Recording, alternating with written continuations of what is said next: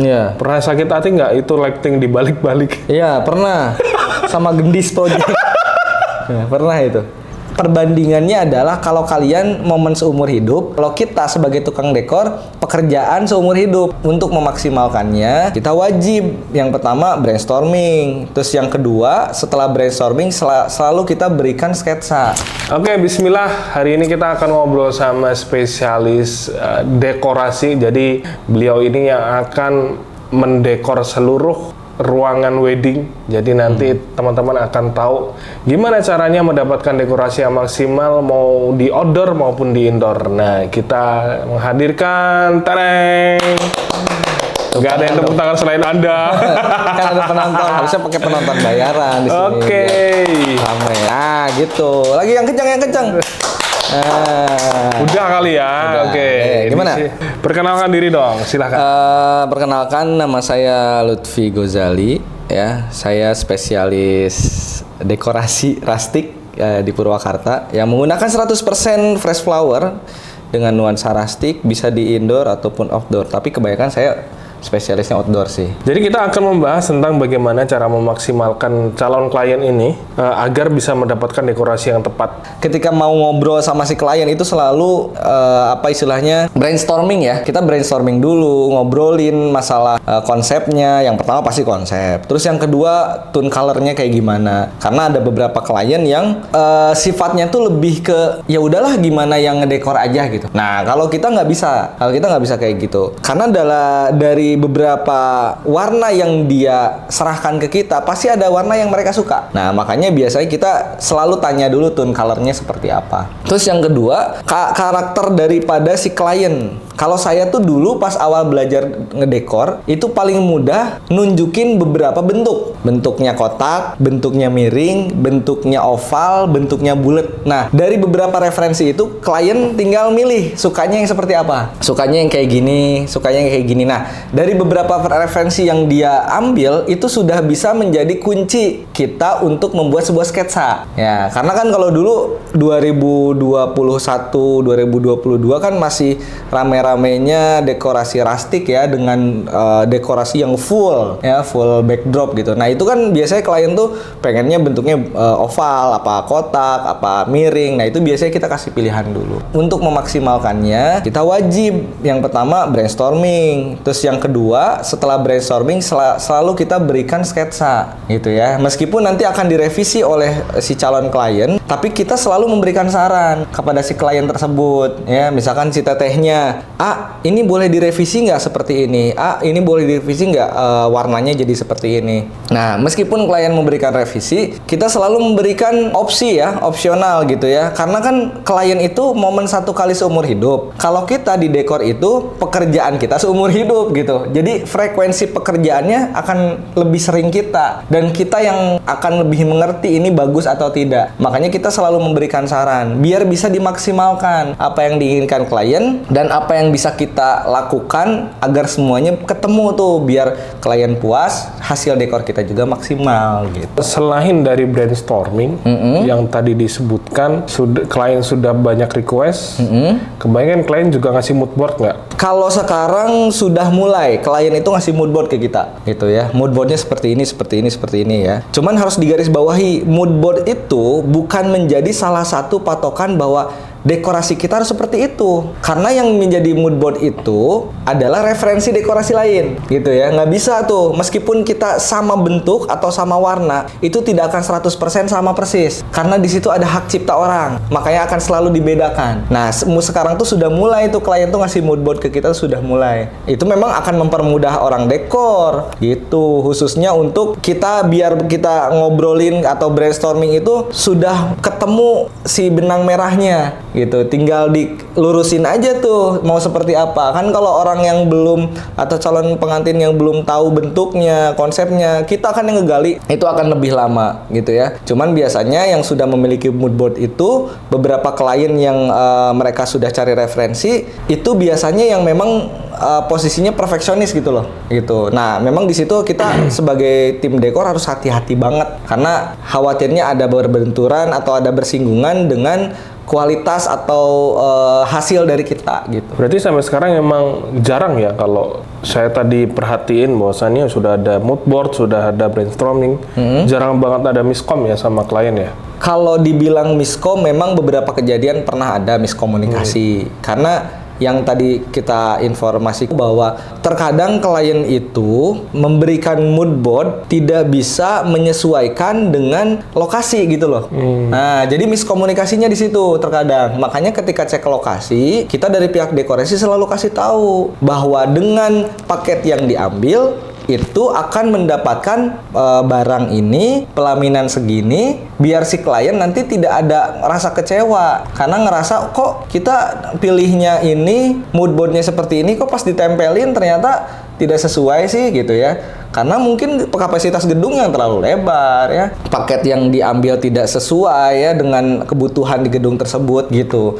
Jadi miskomunikasi sebetulnya beberapa hal ada, cuman untuk menghindari itu makanya kami dari pihak dekorasi selalu ingin komunikasi dengan klien itu untuk cek lokasi ya. Kalau bisa tuh klien tuh bisa menerima apa yang kita kasih gitu loh. Masukan ya khususnya. Biar apa? Biar semuanya maksimal. Daripada kita bohong-bohongan, bilangnya bisa-bisa taunya enggak gitu kan. Mending kita kasih tahu. Nah, itu nanti jadi pertimbangan gitu. Biasanya yang paling sering calon klien lakukan ketika memilih dekorasi itu seperti apa? Dan jenisnya seperti apa? Oke. Cara si klien milih dekor gitu Ya, maksudnya. biar nggak salah pilih ataupun memang kesalahan yang paling sering dilakukan oleh klien. Mungkin dari ekspektasi dan realitanya di lapangan. Kesalahan yang sering dilakukan oleh klien adalah nyari mood board ya. Cari mood board itu yang sudah di mix and match-nya sama gedung, minimal itu deh, sama gedung. Maksudnya? Contoh misalkan dekor outdoor yang mood boardnya itu di luar, foto referensinya di luar ya, itu bisa nggak sih dipindahin ke indoor? Bisa sebenarnya, cuman tidak bisa 100% akan bentuknya seperti itu, nggak bisa. Kalau pengen plek sama persis, meskipun tadi di luar itu ada karya orang lain yang nggak bisa tuh. Karena apa? Karena kalau di outdoor, khususnya kan kalau kita memang lebih seringnya outdoor. Outdoor itu yang akan menjadi dominasi dalam sebuah dekorasi itu adalah elemen dekornya. Contoh, bentuk daripada backdropnya atau misalkan penataan bunganya ya. Sisanya bisa terbantu oleh lingkungan sekitar gitu. Tapi kalau di indoor nggak bisa tuh. Kalau dibuat seperti itu akan lebih flat kelihatannya. Gitu. Paham. Nah ya, jadi yang pertama biasanya klien itu salah memilih mood board yang harusnya di indoor, dia malah carinya di outdoor. Maksudnya dia ngambil fotonya yang di outdoor, padahal dia hajatnya atau acaranya di indoor. Oh, di dalam gedung, Iya, ballroom, gitu. dan pengennya dia plek sama persis seperti itu nuansanya. Itu kesalahan besar. Oh. Bisa diakalin, bisa. Misalnya contoh, bentuknya tidak harus sama, misalkan kita ambil 90%-nya. Tapi nuansanya itu harus dirubah. Karena nuansa indoor itu sama nuansa outdoor akan beda gitu. Kalau outdoor kan apalagi di tempat terbuka yang banyak pohonnya kan nuansanya hijau kan. Ya nggak sih? Nah, kalau diambil warna-warna seperti putih, kemudian peach, kemudian biru yang warnanya netral, itu akan lebih indah gitu. Rustiknya akan lebih dapat. Tapi kalau di indoor itu kalau bisa warnanya yang bold gitu loh. Merah dan lain-lain yang lebih bold biar nuansa di dalam indoor itu lebih keluar gitu. Kalau misalnya dekorasi dari outdoor pindahin ke indoor. Hijau miskin nggak bisa Nggak keluar ada. ya? Hijau pandan, hijau miskin nggak masuk. Gitu. Oh gitu ya. Jadi akan ada beberapa treatment yang akan disesuaikan ya. Sangat. Justru nanti malah banyak miscolor ya, malah justru begitu ya. Betul. Jadi kalau misalnya teman-teman mau nyoba untuk nyari mood board, itu bagus banget sudah mulai cari-cari referensi. Tapi disesuaikan dengan venue yang akan kita pakai di indoor atau di outdoor. Itu minimal itu deh. Karena biar nanti kita tuh nggak akan, kan kalau outdoor tuh khususnya outdoor ya, outdoor tuh warna apapun bagus karena ambience ruangan, ambience kan terbuka kan, apalagi kalau acara pagi, kecuali kalau siang lah, siang kan panas ya, itu apalagi sore ke malam tuh bagus, kecuali kalau kita bilangnya tantangannya dengan cuaca itu beda cerita. Ini mah masalah warna. Iya, color, gitu kan ya. Kalau di indoor kan beda cerita. Kalau gedungnya catnya hijau karena gedung TNI, ya kan? Ya kita cat berarti. Ya kita cat. Enggak dong. Berarti warnanya bingung. Bingung dalam artian kalau mau ditutup semuanya tuh. Kalau pengen bagus, tutup putih semuanya, baru bagus. Gitu kan? Karena kalau bagi kita orang dekor tidak cukup area center point tuh yang kelihatannya bagus. Oke. Kalau pengen bener-bener full kelihatannya enak dilihat, ya sekelilingnya harus menyesuaikan. Gitu. Ada juga gedung beberapa hotel yang si temboknya tuh, dindingnya tuh pakai wallpaper warna oranye atau merah atau coklat gitu kan. Jadi ambience warnanya kan lebih ke merah-merahan gitu kan. Nah, itu beberapa warna ada yang menurut kami itu kayaknya nggak cocok di situ gitu. Ya kalau bagus mah bagus, cuman kurang apa ya? Kurang lah gitu, kayak kurang pas gitu warnanya tuh. Kurang di tempat yang tepat ya. Iya, gitu. Oke. Nah, ini kaitannya sebenarnya dengan cross profession ya. Artinya itu kan kalau dalam wedding kan banyak yang akan berpengaruh di situ. Terutama kalau dekorasi itu biasanya berpartner sekali dengan teman-teman fotografer, videografer ya. Iya. Pernah sakit hati nggak itu lighting dibalik-balik? Iya, pernah. Sama Gendis Project. Ya, pernah itu. Ya, karena memang kita pun masih belajar ya, dalam tahap belajar bahwa kita berpikir ternyata lighting yang terang itu bukan menjadi faktor utama sebuah hasil dari foto yang bagus gitu. Tergantung lighting terangnya ada di sebelah mana sih. Nah, itu maksudnya lighting itu bukan hanya harus terang, tapi harus seimbang. Nah, ya benar. Gitu. Jadi harus rata.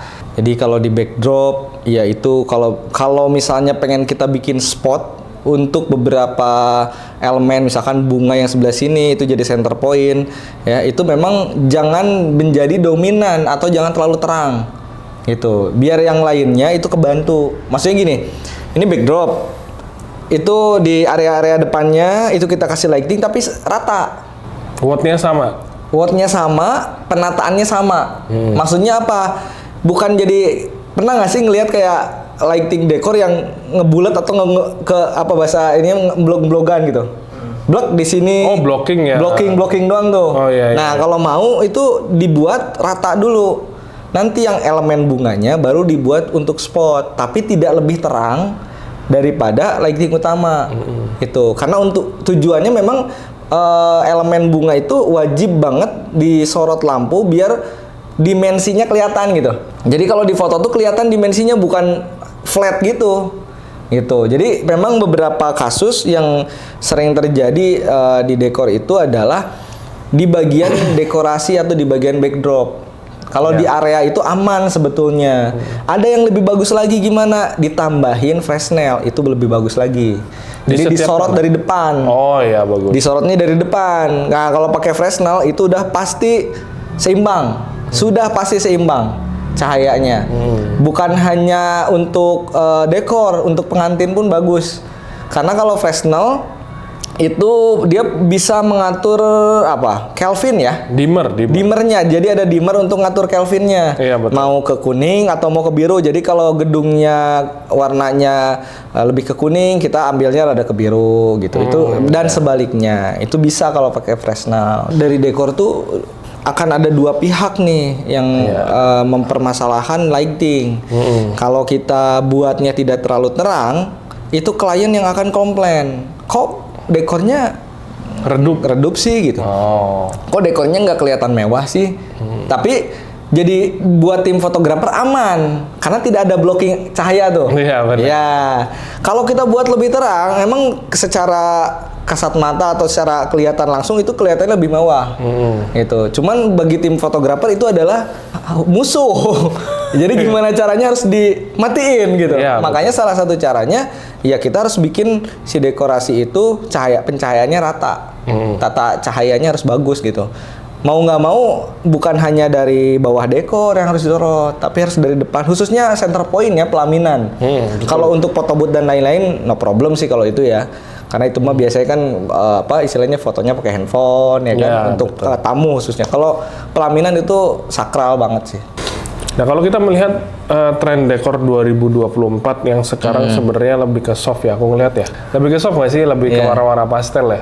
Lebih ke warna-warna pastel, terus memang itu akan mendominasi di tahun 2024. Nah, tren 2025 mau seperti apa nih? Apakah akan merubah konsepnya yang fresh flower akan menjadi yang hijau-hijau banyak? Mungkin besok diciptakan daun warna biru, tangkai warna Oh, pink. daun warna biru ada kok. Oh, ada ya? Iya, di spray kan bisa. Oh gitu. Kita pernah soalnya. Oh gitu. Ya, kalau 2025 sih menurut perkiraan kita dari tim dekor atau dari Aliansi Dekor Indonesia, kan saya ikutan grupnya juga kan. Itu di 2025 akan kembali lagi ke dekorasi rustic. Oh gitu. Ya. Yang coklat-coklat gitu. Dekorasi rustiknya bukan yang kayak zaman dulu vintage yang pakai papan coklat. Wah, itu kacau. Atau stepping stepping kayu, itu bukan ke situ sih.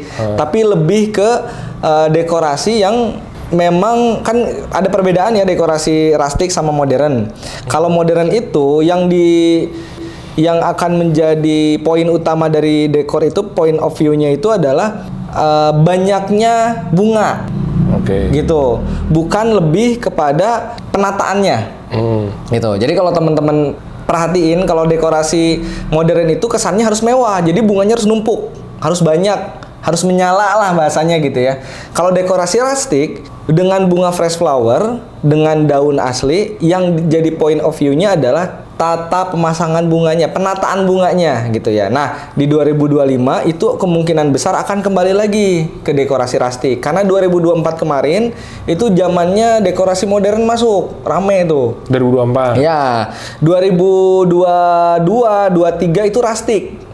Iya, era rustic. Iya, area pakai pampang. Iya, pakai papan, pakai pampas dan lain-lain kan. Itu 2025 modern. Nah, 2024 modern. Nanti 2025 itu akan kembali lagi ke rustic. Cuman rusticnya kemungkinan besar tidak akan seperti dulu yang pakai pampas ya. Enggak pakai Ya, itu. jadi kalau 2025 kemungkinan model rusticnya itu seperti model-model dekorasi Thailand, atau bukan banyaknya backdrop gitu ya, tapi penataannya, bahkan hanya daun pun bagus kelihatannya gitu.